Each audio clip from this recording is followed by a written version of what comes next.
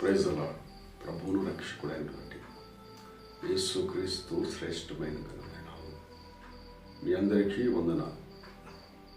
ప్రభు మరొక దినాన్ని, నూతన దినాన్ని మనకు అనుగ్రహించినందుకు ప్రభువునికి సమస్త మహిమ ఘనత ప్రభావం కలుగును గాక.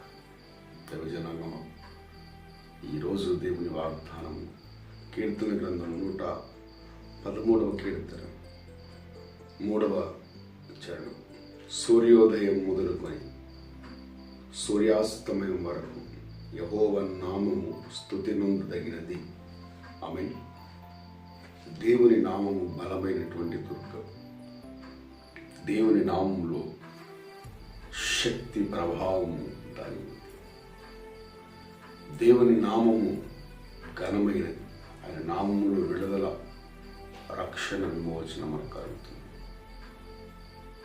ఆయన నామము స్తుతి నొందదగినది, సన్నుతింపదగినది. ఆయన నామాన్ని ఉచ్చరిస్తే మనకు జీవము, నిత్య జీవం కలుగుతుంది. కీర్తనకాడు అంటున్నాడు, సూర్యోదయం మొదలుకొని సూర్యాస్తమయం వరకు ఆయన నామము స్తుతి నొందదగినది. ఆమేన్. సూర్యోదయం మొదలుకొని సూర్యాస్తమయం వరకు, పగటికి పగలే, రాత్రికి రాత్రి ప్రభు నామము స్తుతి నొందదగినది. ఎంత స్తుతించినా, ఎంత ఆరాధించినా, ఎంత ఘనపరిచినా అది తక్కువే. ఇదిగో యెషయా భక్తుడు ఒక దర్శనాన్ని చూస్తున్నాడు. ఆయన సింహాసనాసీనుడై ఉన్నప్పుడు శరాపులు, కెరాపులు ఆయన ఆరాధిస్తూ ఉన్నారు. వాటి పని దేవుని ఆరాధించడే కదా. పరిశుద్ధుడు, పరిశుద్ధుడు, పరిశుద్ధుడు అని గాన ప్రతిగానములు నిత్యము చేస్తూ ఉన్నారు. వారు గాన ప్రతిగానం చేస్తూ ఉన్నప్పుడు గడప కమ్ముల పునాదులు కదులుతున్నాయి. క్రైస్తవుల పరలోక రాజ్యంలో ఉండేది స్తుతే. స్తుతి ద్వారా మనం జయమును పొందుకుంటామండి. స్తుతి మనకు జయాన్ని అనుగ్రహిస్తుంది. ఆమె మనుషుల్ని పొగిడితే ఏమీ ప్రయోజనం లేదు. కానీ ఇదిగో దేవదేవుణ్ణి, సర్వశక్తిమంతుడిని, తండ్రిని ప్రతినిత్యం మనము స్తుతించి పొగిడేటువంటి వ్యక్తులుగా మనము ఉండాలి. దైవజనాంగమా, ఒకసారి దానియేలు దేవుని సన్నిధిలో ప్రార్థిస్తూ ఉన్నప్పుడు తనతో పాటు ఉన్నటువంటి మంత్రులు దానియేలుని ఎలాగైనా ఒక తప్పులో చిక్కించాలి అని వారు అనుకొని అతని తప్పులు చూస్తూ ఉన్నప్పుడు ఒక్క తప్పు కూడా అతనిలో దొరకలేదు. ఒక్క అక్రమము కూడా అతనిలో దొరకలేదు. ఒక చెడుతనము కూడా అతనిలో దొరకలేదు. చివరికి ఇతని దేవుని విషయంలో తప్ప ఇక ఏ విషయంలో కూడా మనము ఇతన్ని పట్టుకోలేము అని అనుకొని ఒక శాసనము వారు రాయించి ఉన్నారు.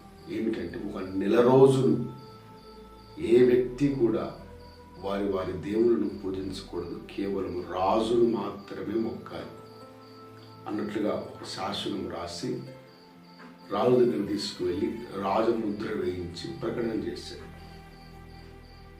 ఎవడైనా ఇలాగా చేయకపోతే వారిని సింహముల బోన్లో వేయాలి అని కూడా అందులో రాశారు. దైవజనాంగమా, ఆ శాసనము రాయబడినది తెలిసి కూడా దానియేలు యథావిధిగా దినమునకు ముమ్మారు దేవుని సన్నిధిలో ప్రార్థిస్తూనే ఉన్నారు. Praise the lord. కొంతమంది శ్రమలు వచ్చినప్పుడు, ఇబ్బందులు వచ్చినప్పుడు ప్రార్థన మానేస్తారు, స్తుతి మానేస్తారు. మానకూడదు. దానియేలు ముమ్మారు దేవుని సన్నిధిలో ప్రార్థన చేస్తారు. దావీదు 7 సార్లు దేవుని సన్నిధిలో ప్రార్థించారు. Praise the lord. ఎంత ప్రార్థించినా కూడా తక్కువేంటి. సూర్యోదయం మొదలుకొని సూర్యాస్తమయం వరకు ఆయన నామము స్తుతి నొందదగినదండి. ఈ యొక్క వార్త తీసుకువెళ్ళి రాజుకు చెప్పి దేవుని సన్నిధిలో దానియేలు ప్రార్థిస్తున్నాడని చెప్పి అతని సింహము బోన్లో వేశారు. కానీ ఆశ్చర్యరీతిగా నా ప్రభు హస్తము దానియేలును పట్టుకుంది. కాబట్టి స్తుతించే వారి పక్షమున దేవుడు ఉంటాడు, ప్రార్థించే వారి పక్షమున దేవుడు ఉంటాడు, అనునిత్యం ఆయన్ను సేవిస్తున్న వారి పక్షమున దేవుడు ఉంటాడు. రాత్రంతా కూడా రాజుకు నిద్ర పట్టలేదండి. వాయిద్యములు ఆపివేశారు, భోజనం చేయలేదు. ఎందుకంటే దానియేలు అంటే రాజుకు చాలా ఇష్టం. ప్రజలు ఒకసారి రాజముద్ర వేసినాక ఎవరు కూడా మార్చలేదు, రాజు కూడా మార్చలేదు. తెల్లవారుతుండగానే పరిగెత్తుకుంటూ వెళ్ళి దానియేలుని అడుగుతూ ఉన్నాడు రాజు. దానియేలు, నిత్యము అనునిత్యము అనుదినము నువ్వు సేవించుచున్నటువంటి నీ దేవుడు నిన్ను రక్షించగలిగాడా? ఆమేన్. దానియేలు అనునిత్యము నిత్యము సేవించే వ్యక్తిగా దేవుడి సన్నిధిలో ఉన్నాడు. రాజుకు తెలుసు దానియేలు నిత్యము సేవించే వ్యక్తి. అందుకే అడుగుతున్నాడు, నువ్వు అనునిత్యం సేవిస్తున్నటువంటి నీ దేవుడు నేను రక్షించగలిగాడు? గృహలో నుంచి, సింహాల గృహలో నుంచి శబ్దం వినపడుతుంది, రాజు చిరంజీవి అగునుగా. నేను నా దేవుడి దృష్టికి నిర్దోషులు కనబడుతుంది కనుక ఆయన తన దూతను పంపి సింహముల నోరును మోయించాడు. Praise the Lord. అనునిత్యము ప్రార్థించేవారు, అనునిత్యము స్తుతించేవారి పక్షమున దేవుడు వాద్యమాడతాడు. సింహముల నోరును మూస్తారు. Praise the Lord. ఎవరైతే మనకు వ్యతిరేకంగా సింహముల వలె నోరు తెరుచుకొని మృంగుదునా అని వారు బయటికి వస్తుంటే వారి నోరును స్తుతి మూస్తుంది, ప్రార్థన మూస్తుంది. హల్లెలూయా. శ్రమ కలిగినప్పుడు ప్రార్థన ఆపొద్దు, నష్టం వచ్చినప్పుడు ప్రార్థన ఆపొద్దు. అనునిత్యము ప్రభువును స్తుతించే వ్యక్తులుగా మనం ఉండాలి. ఆమేన్. దినమంతా ప్రభువుని, రాత్రంతా ప్రభువుని స్తుతించే వ్యక్తులంగా, ప్రార్థించే వ్యక్తులంగా, ఘనపరిచే వ్యక్తులంగా ఉంటే